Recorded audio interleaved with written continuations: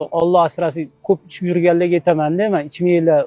Alloh taolo joninglarni olib qo'ysa juda xunuk ketasizlar degan joylar bu bor narsa. Men bir kun ustozim aytadilar, ichgan odamlar juda qiyin poklash deyishadi. Rostdan men bitta joyga borib qoldim.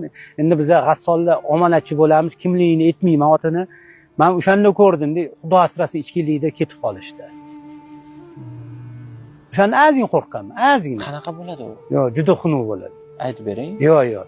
Bizga masalan hozir sizning gapingizdan keyin qanaqa bo'lishini aytsang, o'sha holatdan qo'rqib ham balki spirtli ichimliklarni ichmas. Mayt to'g'risini aytaman, cho'chqaga o'xshab qoladi.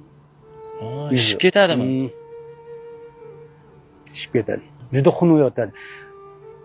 O'lim ikki xil keladi. Juda chiroyli keladi, juda xunuk keladi. Hammamizga chiroyli kelsin. Shunga inson pokiza bo'lib, namozli o'qib, o'ziga qarab yurish kerak. Birovning dilini ortish kerak, birovning haqida qo'rqish kerak.